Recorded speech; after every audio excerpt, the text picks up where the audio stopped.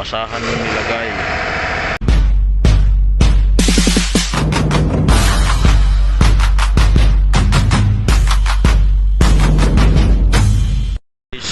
Meron tayong Chevrolet Trailblazer, so tumutunog pagka umaandar yung makina.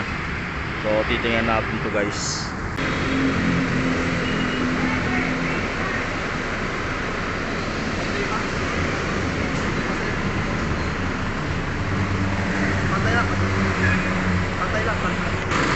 Then guys, napakalakas ang tunog. So patatanggalin muna natin to. O titingnan natin isa-isa kung ano ba talaga yung tumutunog. So natanggal na yung belt. Yan, so pinaandar naman to nang wala yung belt. Wala naman problema sa timing belt, so walang tunog doon. So ito yung alternator pulley.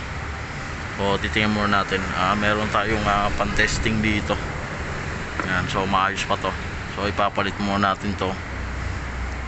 Tapos tingnan natin kung talagang mawawala yung tunog. Itong fan niya, wala namang tunog yung pinakang shafting niya. So naka-fix lang siya. Itong clutch fan, Phoenix ng ibang talyer. So ito guys, hindi to pwede pagka ganito. So maglo-low power kayo pagka ganito naka-fix yung clutch fan. So papalitan muna natin ito. Obserbahan natin kasi meron din dito.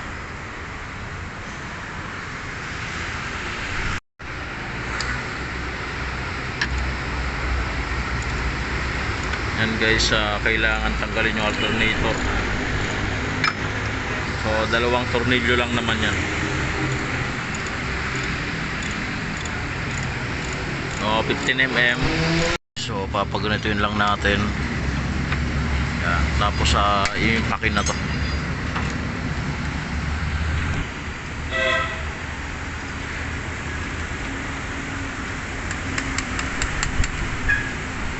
So ayan yung socket.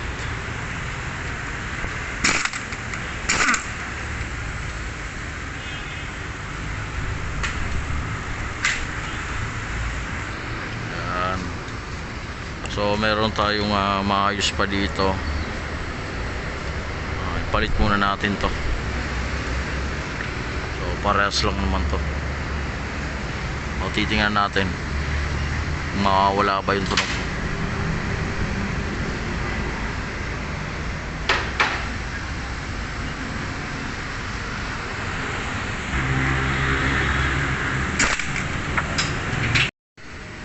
So ibabalik na lang guys. So nilalagay na yung belt.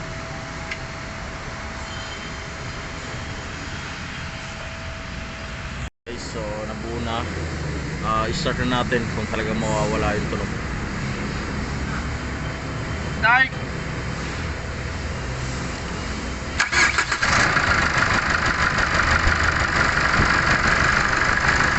Konti lang bang?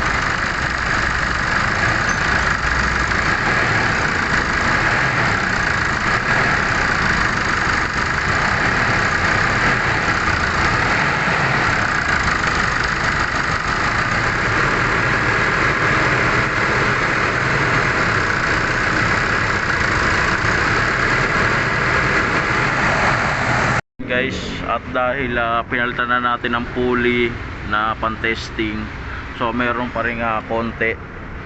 So kaya ngayon tinanggal namin yung fan blade nito. Yan yung fan blade.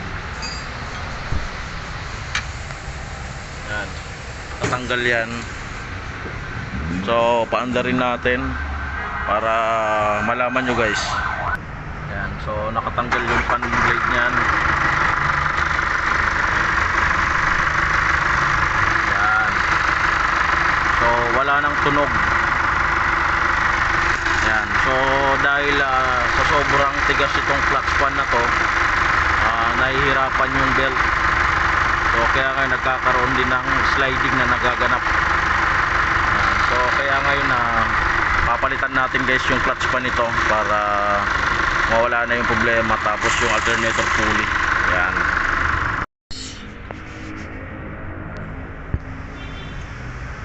So kailangan nyo lang ng kontra dito. Yan.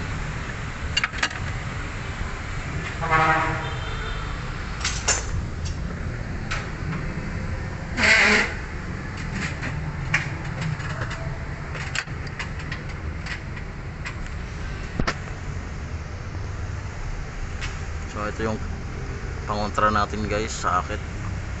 Tapos ito tinanggal muna natin dito. Yan.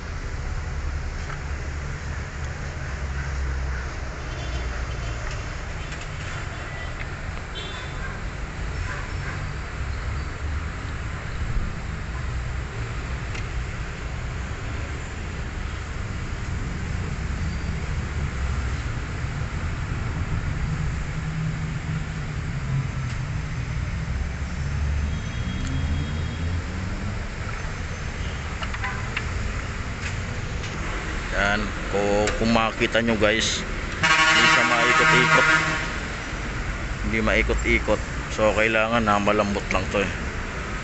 Yan, so tingnan natin dito sa loob kung anong nilagay.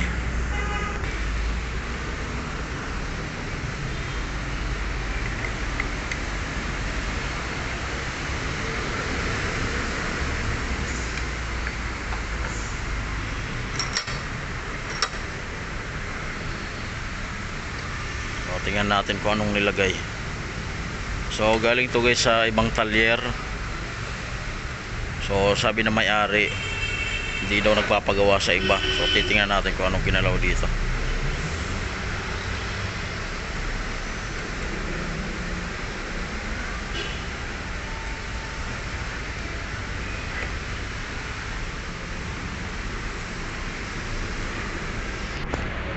Yan.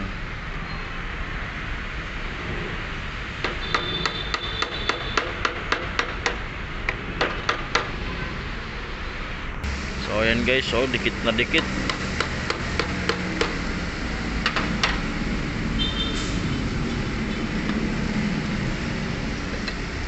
Yan. So nilagyan ng basahan. So malupit. Yan. Basahan yung nilagay. Yan, so kung makikita nyo, basahan. So kaya ayaw umikot. So ayaw mag free wheel siya. Ayaw. So stuck up talaga siya na matigas. So basahan pala yung nilagay dito. Yan. So papalitan na lang natin to ng bago guys.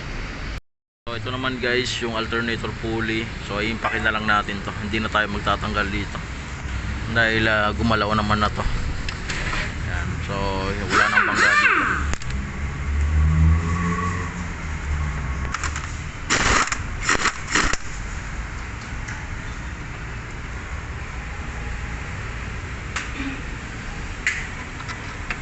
Yan. So papalitan na rin natin to. So nandito na yung pamalit. So brand new, original na clutch pan. So ikakabit na natin yan. Yan. So dito rin yung alternator pulley. So ikakabit na rin natin. Yan. So kung meron kayong impact, so impakin nyo na lang to para hindi na kayo magtanggal pa nitong alternator. So kaya namang impakin yan.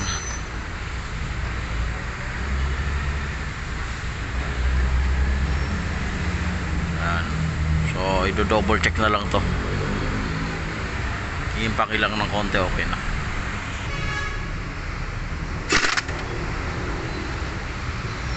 So okay na yan guys. Yan.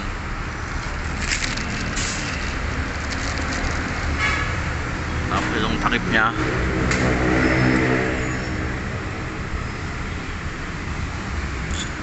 Ayan. So ito naman kakabit natin. Kabit mo muna yung belt. So ilalagay muna guys yung belt para hindi gumalaw-galaw yung pagkakabitan nito. Yeah.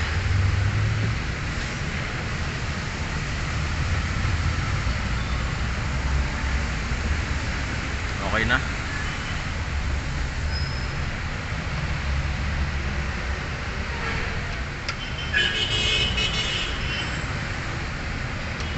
Yan, okay na.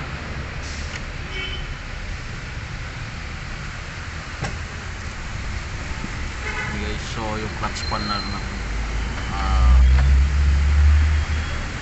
ikakabit na lang yan.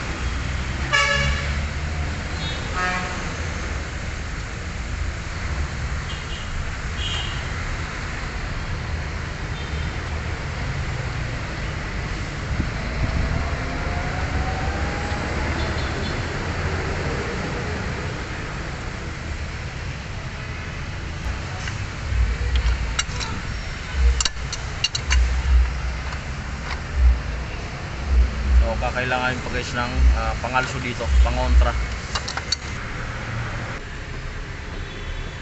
Yan. Yan, okay na.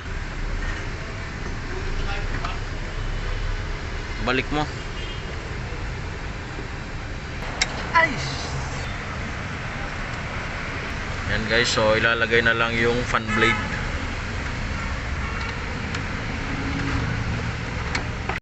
Guys, buo na. Yan. So paandarin natin kung talagang mawala na yung tunog dito. Guys, start na natin.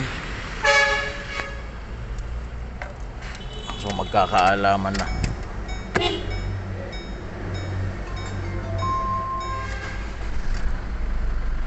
Yan. Tingnan natin dito.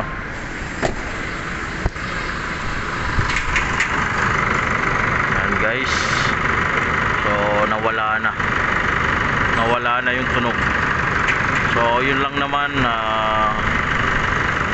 yung clutch pa na nilagyan ng basahan.